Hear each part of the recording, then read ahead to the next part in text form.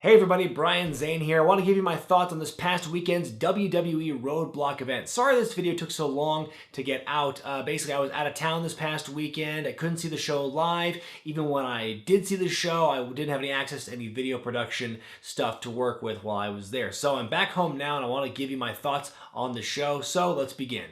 Opening match, New Day defending the tag titles against the League of Nations. Something I realized the other night when I was watching this show was if you try to describe what the New Day are to, say, a casual fan or someone who hasn't really watched wrestling a lot lately, it'd be very difficult for you to adequately explain just what these guys are all about, because there are three guys with a pseudo-religious preacher kind of gimmick, but they got the unicorn horns, they got the trombone, and they got the whole booty thing going on, and the twerking.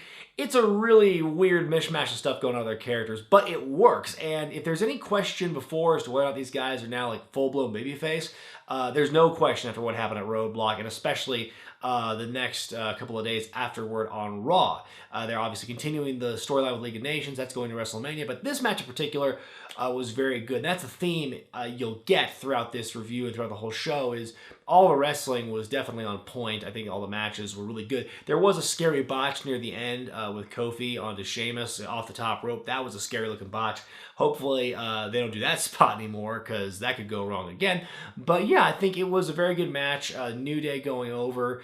What more can I say? Booty-O cereal, even though it's not really a cereal, that's going to sell like hotcakes. Chris Jericho versus Jack Swagger. The thing is, as soon as they became a tag team, I saw Jericho turning on AJ from a mile away. When Jericho does heel turns, they're super predictable now, but I was kind of hoping that they wouldn't have pulled the trigger on it so soon. I mean, they obviously, I guess they wanted to get that match, one more match between the two of them for WrestleMania, which is going to be good, I'm sure.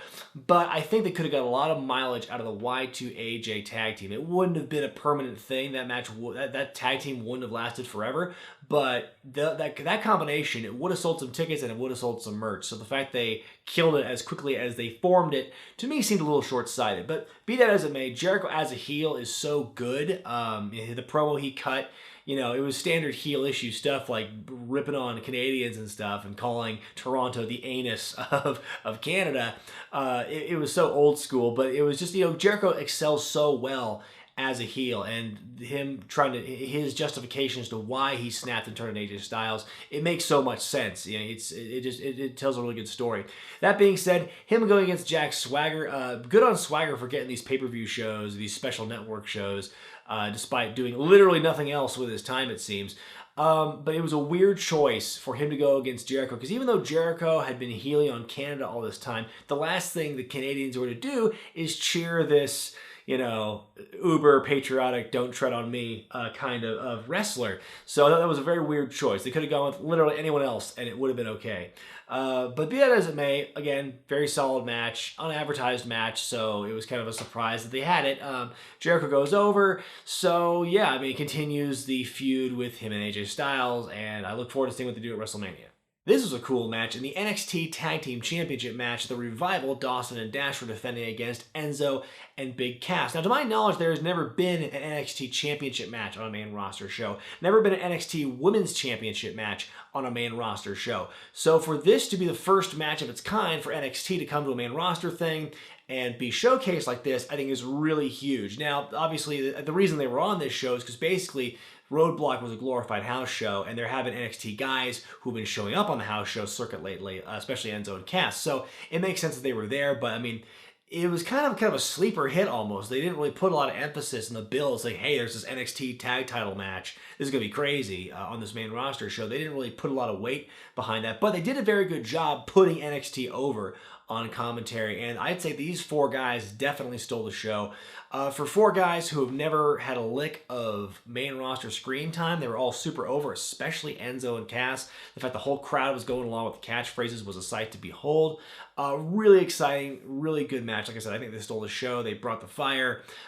They really wanted to make a statement that this is what NXT is about. When you compare their style to everything else that was going on in the show on Saturday, even though all those matches were good, this match brought it to another level. The one thing I'll say, though, is I hate Dawson and Dash's tag team finisher, the thing with the code breaker, whatever that thing is. It looks like, one of my pet peeves about certain moves is when it looks like they hurt the guy giving the move as much much, if not more, than the person taking the move. And it looks like all three of them look like they get just totally screwed up from that move. So that move always makes me cringe when I see it. But, you know, again, that's nitpicking, because other than that, it was a very good match, and I think it definitely put all four of those guys on the map. And if Enzo and Cass, if the rumors are true, are they going to be called for the main roster very soon, probably after Mania?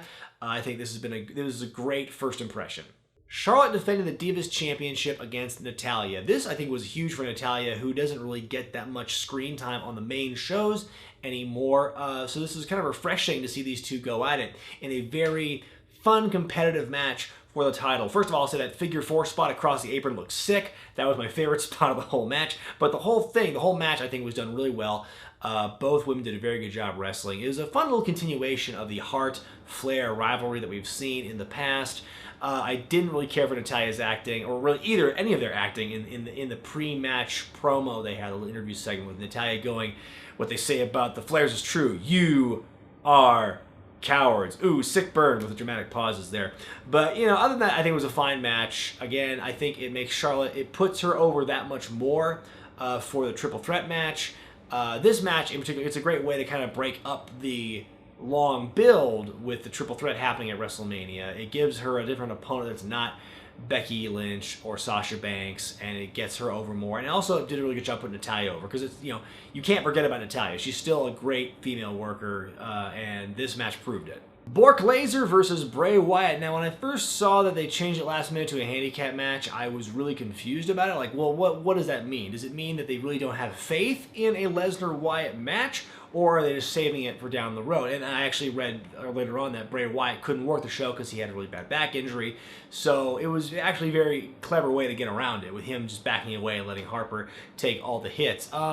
You know, I think people have been saying for a long time that Lesnar's act is stale. The Suplex City, that's all he does now. And I haven't really commented on it in the past, and I will say that Lesnar is my favorite wrestler still. But I agree. This match in particular felt super stale with the Suplex City stuff. I noticed right at the beginning that Lesnar seemed particularly stiff with Harper at the beginning of the match. I don't know what that was about, if there's some heat between the two or what, or Lesnar was just trying to potato Harper for the fun of it. But, you know, other than that, again, it was kind of a very one-dimensional, still very high-impact match. Really puts Lesnar over like a beast, like a monster. And they're obviously setting up down the road for some Bray Wyatt-Brock Lesnar matchup further down the line. Only question is when. Like, it's going to happen SummerSlam, Survivor Series. When are we going to see this? Hopefully it will be a big match. I think it has the potential to be very big, assuming everyone is healthy and the stars all align. One thing I noticed at the end of this, and I may be wrong here, but I think this is the first time I can recall where Bray Wyatt just kind of slinked to the back and like went up the ramp and went to the back without kind of that effect where he teleports out or in or whatever. I think it was the first time I've ever seen a Wyatt segment that didn't end with that kind of effect. To see him go up the ramp and kind of run away from Lesnar, it almost took away kind of the one cool thing he has left. Because obviously he's not booked as a credible threat anymore. He always loses all the time. But for him to have that one thing left, the teleportation, the magic Cajun voodoo magic, and then he just kind of slinks away in fear of Lesnar, I thought that was kind of a weird look. Not sure if I agree with that one. I could be wrong, though. Maybe that's happened before and I just haven't seen it. So correct me if I'm wrong in the comments section. Sami Zayn versus Stardust. I loved this matchup just from beginning to end. I loved it. Just the setup they did at the beginning, telling the story with the psychology, and then picking the spots and working the arm. I loved that. That was great. That was pure old school stuff. I loved it. I loved the superplex spot. That was really cool. Every time I see a wrestler jump up to the top like that and they have to stand there on those ropes, it always terrifies me. And so it's amazing every time I see it get pulled off correctly, and that was great. Yeah, really great match. Nothing more I can really add to it. I think this really helps Sami Zayn get over just that much more going into WrestleMania when he's likely going to fight Kevin Owens for the Intercontinental title. So yeah, that was a really fun match to watch. Main event time. Triple H defended the title against Dean Ambrose. I mean, I've said a lot about how stupid they've been booking this whole thing with Triple H as champion, how they've totally missed the boat in portraying him as this power-hungry, abuse of power kind of corporate guy. But just from a neutral standpoint, this match was awesome. These guys put on a hell of a show, left fans begging for more. They were on the edge of their seat the whole time. From top to bottom, it was a great match. You know, I think Dean Ambrose, I wonder how much longer they can continue to push this whole worst luck in the world thing that they've had him do. All these matches where he's like lost due to some incredibly ridiculous circumstance, like a TV blows up on him, or, you know, the lights go out and there's a hologram in the smoke, or in this case where he thinks he has the win but his foot was under the ropes, and I don't even know if that was legit or not. From the angle I saw, it didn't look like that was the case. And the commentators, to their credit, did a very good job putting over that Dean Ambrose did beat Triple H this night. It proved that Triple H could be beaten and that Dean Ambrose had his number if it were not for the ropes. So a rare good showing by the commentary team tonight, actually doing a really good job putting the right things over in that way between the NXT Tag Title match and this thing with Dean Ambrose, narrowly missing a win over Triple H. Very fun match overall.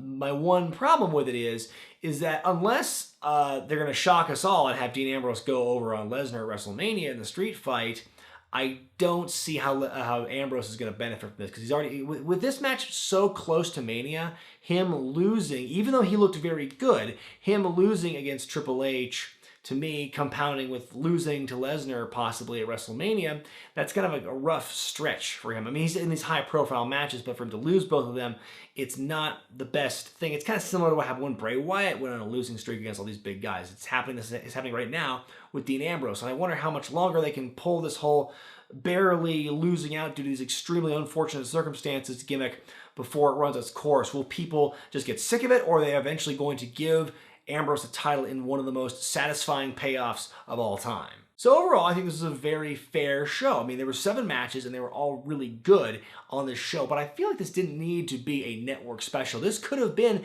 an episode of Raw because, God forbid we have some Raws be interesting as we go toward the biggest show of the year. Why do we need to cram this network exclusive special in between Fastlane and WrestleMania? That seems excessive to me. This to me felt like a really good episode of Raw if you took away all the ads and if you took away Stephanie McMahon figuratively kicking the dick of every person she comes in contact with in every segment. Even though all the matches were good, considering nothing changed, nothing big really happened on this show, like there were no title changes, there were no huge storyline advancements, the fact that they had this be a network exclusive special to me made no sense. That this show is coming out of thin air essentially, that maybe something big will happen here. Maybe they'll call another audible and maybe they will have Dean Ambrose go over on Triple H. And in my mind I was thinking maybe this will happen. I was one of those people who thought something big was going to happen, and maybe Ambrose will win the title and then it'll be Ambrose and Reigns at WrestleMania, and then Reigns is going to turn heel and win the title, and so they'll have their cake and they'll eat it too, and the fans will be happy, and it'll be fine for them to boo Roman Reigns now. But no, I was getting too into it. I was getting in too deep, and of course there's a disappointment there. So it was kind of a weird thing to see this match happen, to see the whole show happen, and like nothing change. In terms of that, considering WWE this year, it turns out to be sticking to their guns, you have to either condemn them for it or commend them. Overall, I give Roadblock a B grade. Yes, from top to bottom, all the matches are really fun to watch, really great stuff. But because, like I said, nothing really happened on this show, there were no wow moments, I think that would ding it, in my opinion. People for a long time have been saying that these pay-per-views are basically just glorified Raws. This one, to me especially, felt like the personification of a glorified Raw. This did not need to be exclusively on the network. This could have just been a Raw, and it would have been great build for WrestleMania. So I guess overall I'm giving it a B grade. Let me know what you think about Roadblock in the comment section below. Be sure to thumbs up this video, subscribe to Wrestling with Regret, and buy the t-shirts at ProWrestlingTees.com. I'm Brian Zayn, and I'll see you next time.